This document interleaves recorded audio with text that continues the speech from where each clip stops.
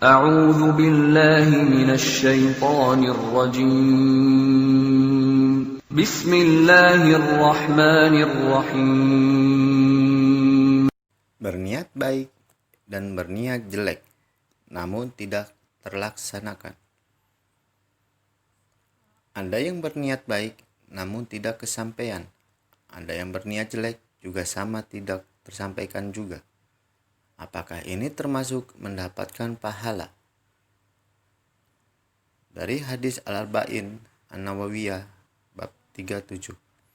Dari Ibnu Abbas radhiyallahu anhuma, dari Rasulullah Shallallahu Alaihi Wasallam tentang hadis yang beliau riwayatkan dari Rabbnya Tabarakal wa Ta'ala. Beliau bersabda, sesungguhnya Allah menulis kebaikan dan keburukan-keburukan, kemudian menjelaskannya. Barang siapa yang berniat melakukan kebaikan lalu tidak mengerjakannya, maka Allah menulis itu di sisinya sebagai suatu kebaikan yang sempurna.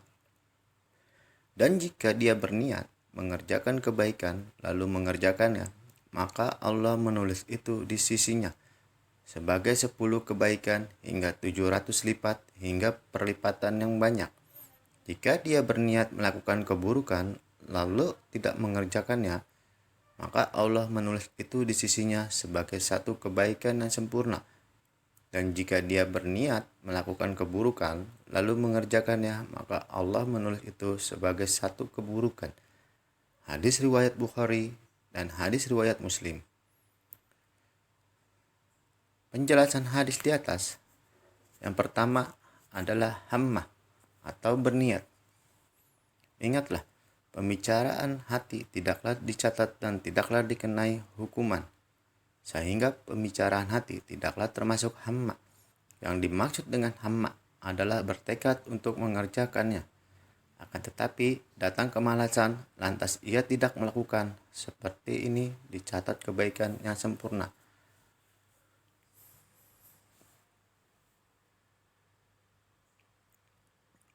Mengapa bisa mendapat balasan padahal tidak melakukannya? Ia diberi balasan karena azam, disertai niat yang jujur, maka ia dicatat mendapatkan kebaikan yang sempurna. Orang yang mempunyai hamma dalam kebaikan lantas tidak dilakukan ada beberapa bentuk. Yang pertama, melakukan sebab. Orang tidak mendapatinya. Orang seperti ini mendapatkan kebaikan yang sempurna. Yang kedua, sudah punya hamma dan azam, namun ditinggalkan karena ada kebaikan yang lebih afdol. Orang seperti ini akan mendapatkan pahala kebaikan yang lebih tinggi atau lebih sempurna. Sedangkan untuk amalan yang ditinggalkannya, dicatat mendapatkan pahala dari hamma. Dan yang ketiga, jika meninggalkan amalan karena kemalasan, misalnya sudah berniat mau mengerjakan salat duha, lantas ada teman yang mengajak untuk jalan, ia diberi ganjaran sebatas niatnya saja, tetapi tidak diberi balasan untuk perbuatannya, karena tidak dilakukan tanpa ada uzur. Orang yang mempunyai hamma dalam kejelekan itu ada dua bentuk. Yang pertama, berkeinginan melakukan kejelekan. Ia sudah bertekad dalam hati. Kemudian ia menariknya, ia meninggalkan kejelekan tersebut karena Allah. Inilah orang yang mendapatkan ganjaran. Ia dicatat mendapatkan kebaikan sempurna. Sebabnya, ia meninggalkan kejelekan tersebut karena Allah dan tidak sempat melakukannya, yang bisa membuatnya tercatat melakukan kejelekan. Poin kedua, berkeinginan melakukan kejelekan. Sudah bertekad atau berazam, akan tetapi tidak mampu melakukannya dan tidak berusaha melakukan berbagai sebab. Hal ini seperti seseorang yang berkeinginan untuk kaya, lantas ingin bermaksiat dengan hartanya. Namun sayangnya ia tidak dianugerahi harta. Ia dicatat mendapatkan dosa dari sisi niatnya. Dari Abu Kabsyah Al-Anmari radhiyallahu anhu, Rasulullah Shallallahu alaihi wasallam bersabda, Dunia itu milik 4 golongan, yaitu yang pertama, seseorang yang Allah beri ilmu dan harta, lalu dia bertakwa kepada Allah, menyambung silaturahmi, dan mengetahui hak Allah pada harta tersebut. Orang ini yang paling utama kedudukannya di sisi Allah. Yang kedua, seseorang yang Allah beri ilmu tetapi tidak diberi harta, lalu ia berkata, andai aku punya harta, aku akan melakukan seperti amalan si fulan. Karena niat baiknya itu, dia dan orang pertama sama-sama mendapatkan pahala. Ketiga, seseorang yang Allah beri harta tetapi tidak diberi ilmu, lalu ia menghabiskan harta tersebut tanpa bertakwa kepada Allah, tidak menyambung silaturahmi, dan tidak tahu hak Allah pada harta itu.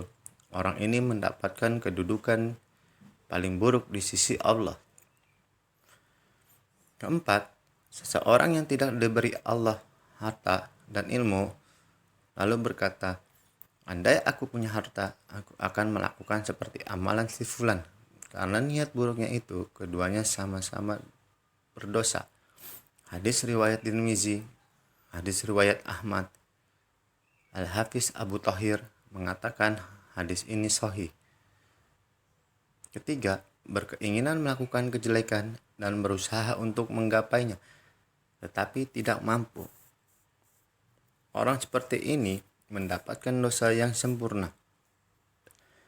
Abu Bakar Nufai bin Haris As-Sakri radhiyallahu anhu, beliau berkata bahwa Nabi Muhammad SAW bersabda, apabila dua orang Islam bertengkar dengan pedangnya, maka orang yang membunuh dan yang terbunuh sama-sama berada di dalam neraka. Saya bertanya, wahai Rasulullah, sudah wajar yang membunuh masuk neraka, lantas bagaimana gerangan yang terbunuh? Beliau menjawab, karena ia juga sangat berambisi untuk membunuh sahabatnya. Muttafaqun alaih, hadis riwayat Bukhari dan hadis riwayat Muslim. Keempat, bertekad melakukan suatu kejelekan, kemudian menjauhkan diri darinya, bukan karena Allah, bukan karena tidak mampu, maka seperti itu tidak diberi pahala karena ia tidak meninggalkan maksiat karena Allah, dan ia tidak dihukum karena tidak melakukan hal-hal yang mewajibkan mendapatkan hukuman. Berarti hadis ini, jika ia berniat melakukan keburukan lalu tidak terjadi mengerjakannya, maka Allah menuliskan itu di sisinya sebagai suatu kebaikan yang sempurna. Maksudnya jika meninggalkan kejelekan karena Allah. Faidah hadis-hadis di atas. Yang pertama, kebaikan itu ada 4 tingkatan. Poin ke-1, berniat melakukan kebaikan dan mengamalkannya akan mendapatkan 1 kebaikan sempurna, hingga 10 kebaikan hingga 700 kali lipat. Poin kedua, berniat melakukan kebaikan dan tidak mengamalkannya karena tidak mampu, maka dapat pahala 1 kebaikan yang sempurna. Poin ketiga, ada yang sudah mempunyai kebiasaan pada kebaikan lalu ia meninggalkannya karena ada uzur, ia tetap dicatat pahala yang sempurna. Poin keempat, jika ia berniat bertekad namun tidak mengamalkannya dan diakhirkan atau diundur bukan karena tidak mampu dan bukan karena uzur, Allah catat baginya 1 kebaikan yang sempurna. Kebaikan itu ada 4 tingkatan. Poin pertama, berniat melakukan kejelekan dan mengamalkannya, maka dicatat 1 kejelekan.